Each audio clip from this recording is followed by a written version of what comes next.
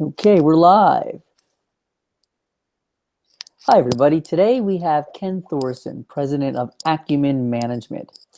Ken let's back this up. Let me try something different. I was playing with your thing. Ready? We'll start again. Take number 2.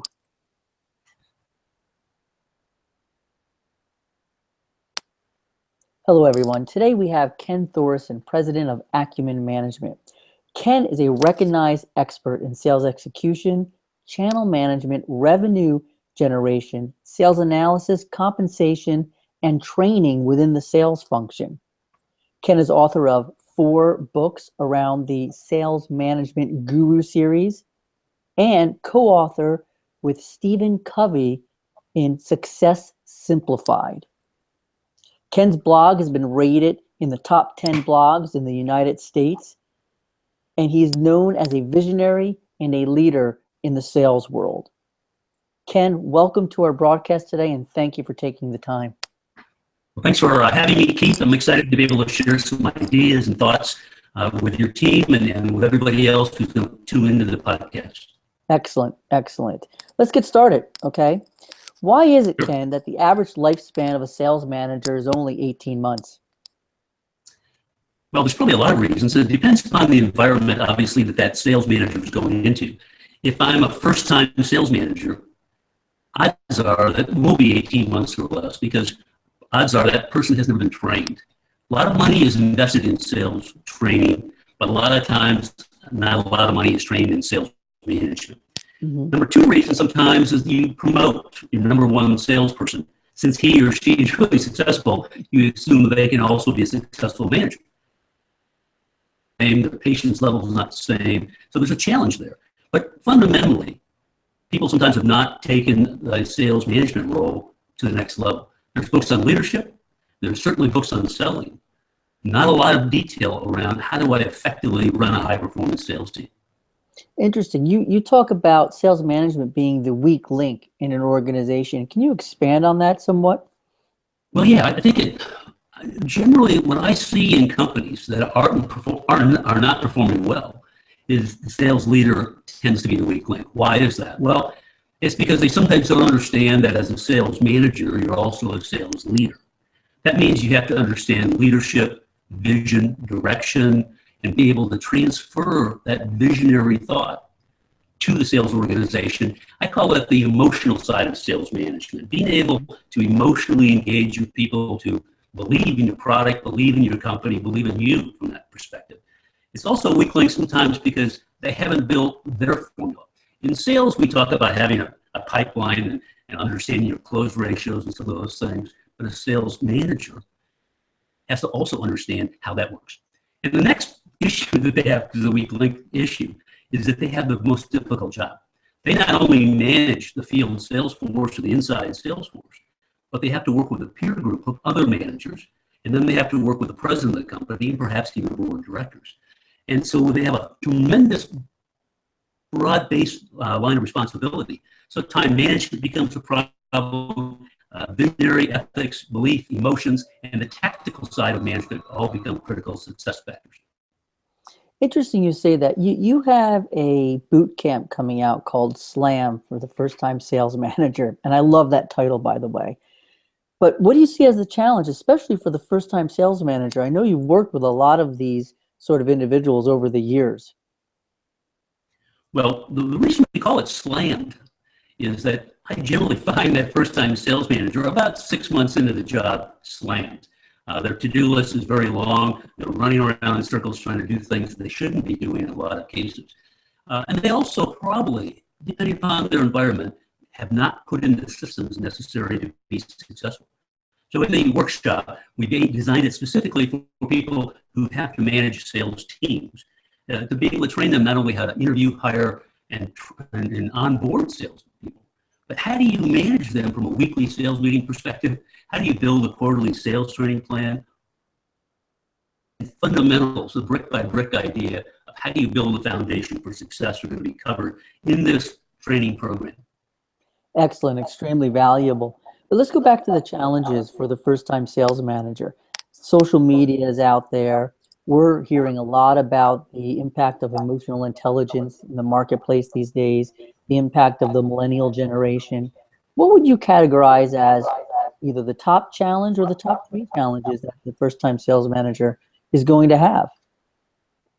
Well, again, depending on the circumstances of how he or she entered that job, there has to be a belief. The salespeople have to believe that person.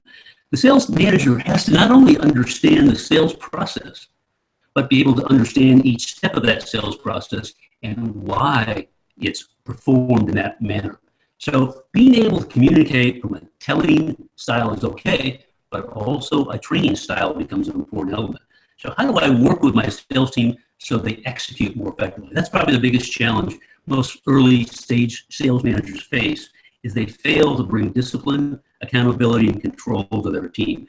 They may understand how to sell, but be able to teach and coach someone on how to do it, and then have the execution, the discipline to make sure it happens every day. That's how you build high performance organizations. That's why I always use the Subway sandwich idea, that when you go in to order a Subway sandwich, they take you down that execution process line. That's what good training programs do. Interesting, interesting. I want to interject there real quick because a thought came to my mind was, how do you interject social media? How do you interject the new wave of technology in with all of this? And how can it help that first-time sales manager? Well, the first thing that we suggest in social media, especially on a LinkedIn perspective, is that each salesperson, frankly, every key individual within your organization, have a common LinkedIn profile. So just standardizing LinkedIn contact information becomes critical for success. Then social media has to take it to the next level. And generally, depending upon your sales team, if you're business to business, if you're selling enterprise, if you're selling SMB, or you're selling consumer, or you're inside selling, it's important to understand how your customers may use social media. Are they checking you out? Are you checking them out? That's certainly the LinkedIn idea or Facebook concept. But we find a lot of times people believing social media is an opportunity to go sell something. Now, we find a lot of prospects not necessarily using social media the way salespeople would like them to use it. So in reality, we really believe that social media plays a role, but it's certainly not the key element.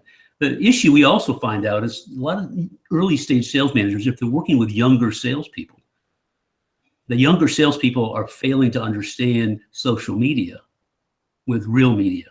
And again, depending upon your price point, the type of market you sell, this face-to-face communication, this ability to build trust, build a relationship, build confidence, build that conversation with that prospect physically becomes a real challenge. That goes back to training. That goes back to role playing. That goes back to making sure that you focus on the sales process and how to deal with people, and how do you be able to interject, understand their business, and speak to their business problems.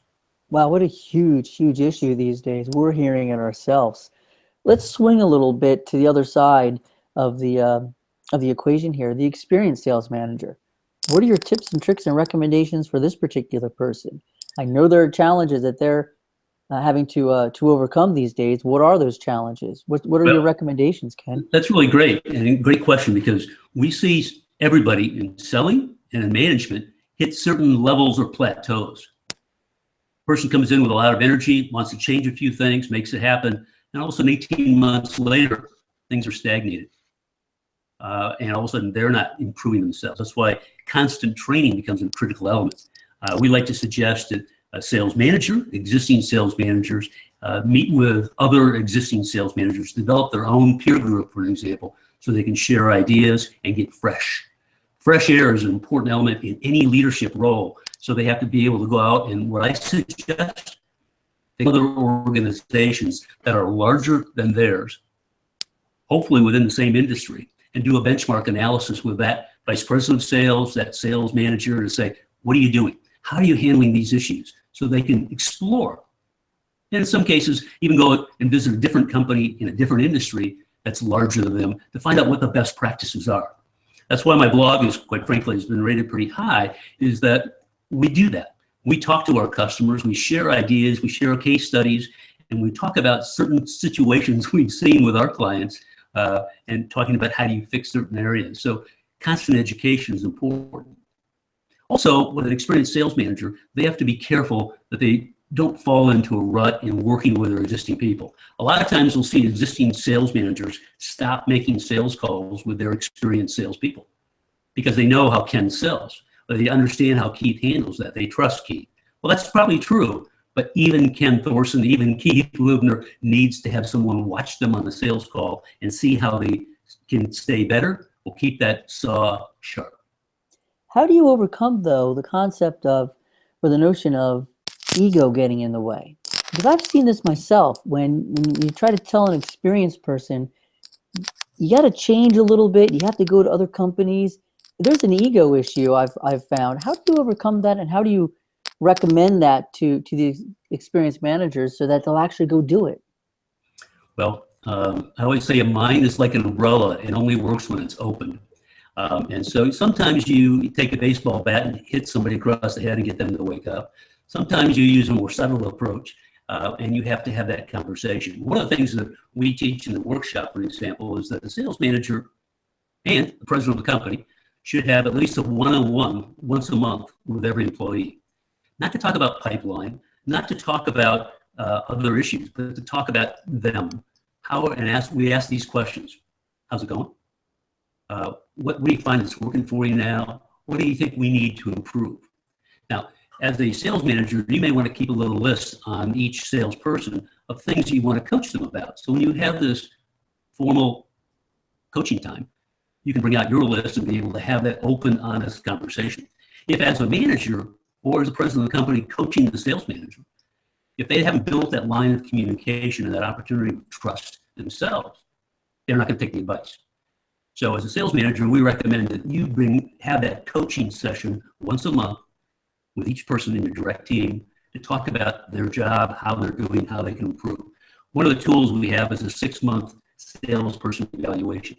And it's not necessarily a checklist, but it gives a template to that sales manager to be able to sit down and build a coaching conversation. Great insight, Ken. I know that Acumen has just embarked on its 20th year in business. Congratulations, by the way. How did you get started in sales management consulting in particular? What was the onus for that? What prompted you to start this company?